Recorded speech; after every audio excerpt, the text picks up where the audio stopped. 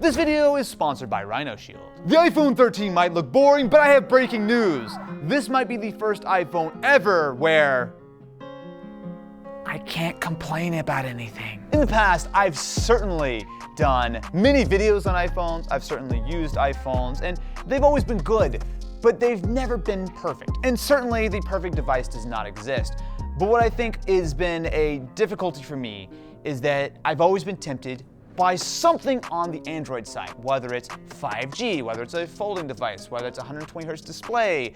To me, it's always been like, the iPhone is great, but it's great for everyone except. There's always been some kind of qualifier.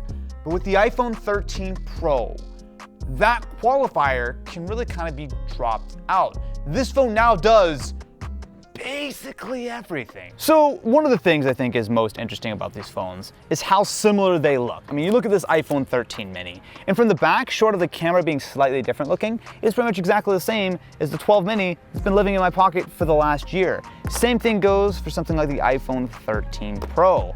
Yes, it's got some new colors, and yes, that camera bump is chungussy. Technically chungussy, wait, big chungussy? So I always say chungussy, what's the? Chungai. Chungai. In my first video, when these things were first announced, I talked about how the iPhone 13 itself, not the Pro, but the 13, is, I would say, a little bit of a tougher sell this year.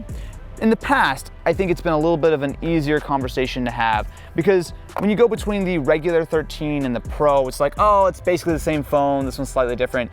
But this year, for not that much more money, the Pro is a significant step up. But I would argue that all of the iPhone 13s are actually a bigger upgrade than most people give them credit for. So there's a lot to like here. Of course, you've got those high-end specs. The Apple A15, you can look at all the benchmarks, it is incredibly powerful. But what's interesting this year is that unlike on the standard 13 and the 13 mini, this has a more powerful GPU. So this has 5 cores instead of 4 cores. Realistically, that's not going to make a massive difference. But when you think about this as a no-compromise device, the Pro is really the sort of more complete package, especially when you consider the display. The iPhone 13 Pro and Pro Max have Pro Motion displays, aka Apple's fancy marketing term for 120 frames per second panels.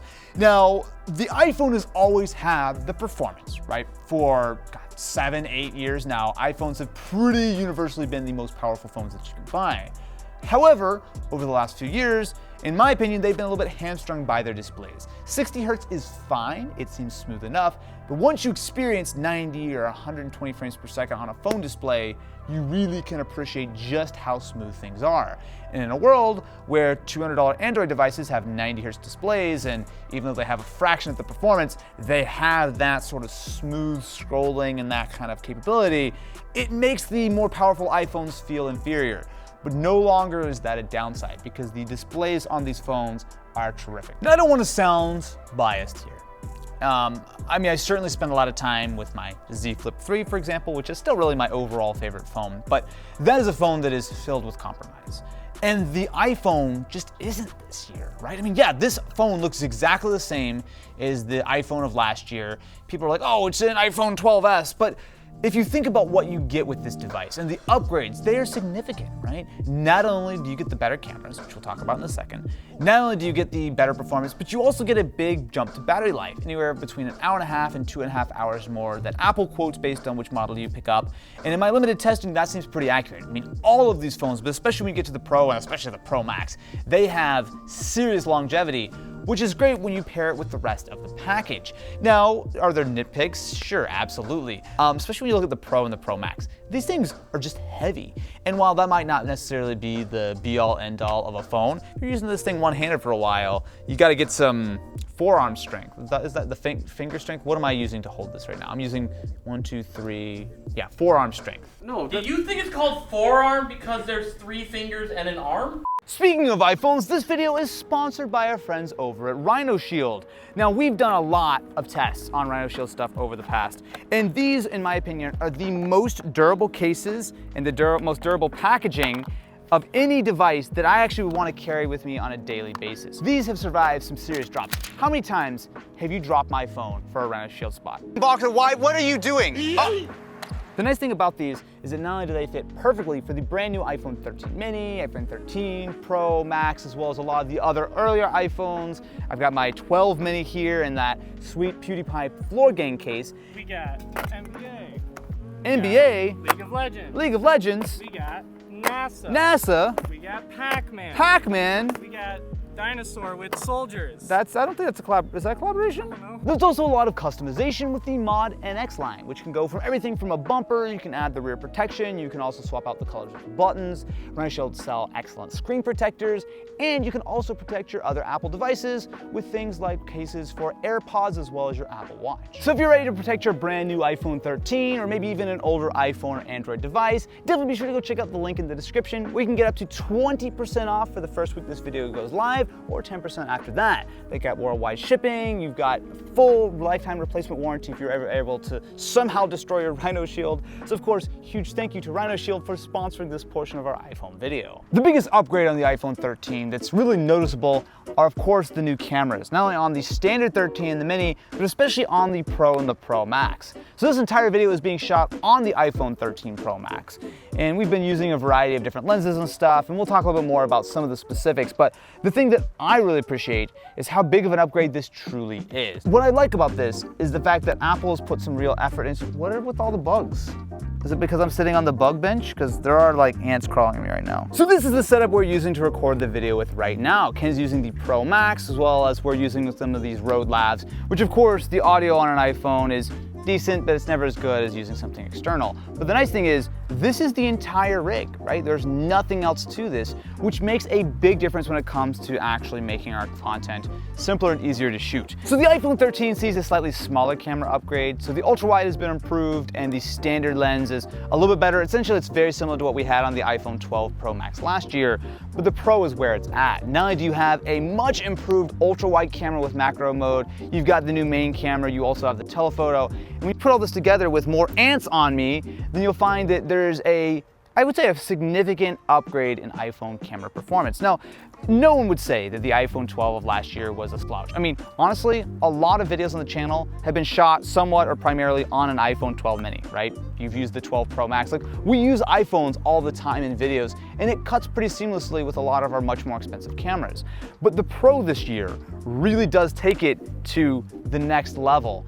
I'm gonna wipe some more ants off me before we continue, because they're definitely on my arms. I'd say that, especially with people doing TikTok more and Instagram more, this phone is absolutely meant for those people. Absolutely. The Pro is a true, like the Pro name is always kind of weird to me, but it does feel like it is meant more for people who actually rely on these cameras for more than just taking a quick shot, right? Like, these are something that you can actually do Pro things on. So the video, what you're seeing right now, is being shot in the standard 4K 24 mode. However, there's also cinematic mode. This is an example of what cinematic mode looks like. Now, you can essentially think about this as portrait mode for video. Now, as you saw from a lot of the footage from earlier in the video, you actually don't always need portrait mode to get this kind of like shallow depth of field, but this cinematic mode definitely does a lot to amp it up.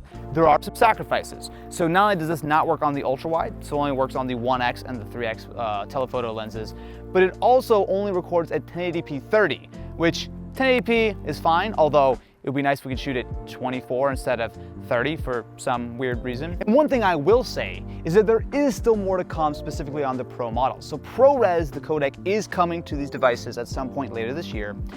We shoot a lot of ProRes on our more professional cameras, and it is a good codec because there's a lot of data there. But that's, I think, a little bit more of a minor thing, honestly, because I think, at least for video, this is the best smartphone you can buy. So obviously we use the iPhone a lot for video, but something that I personally like is the fact that the iPhone has really solid cameras for still photography. So for my social media stuff, for Twitter at Ken Bolito, I actually upload a lot of stills, and I like shooting and editing on the iPhone. Now, what I want to try is the ultra wide camera for normal stuff has never really been that great, especially when there are people in the shot. I'm going to take a photo of Austin here. Yeah, it's not the most impressive thing, but it is better than it was before. It was really bad before. I think that's the thing. Ultra wide is like, so if I can switch to ultra wide right now, right?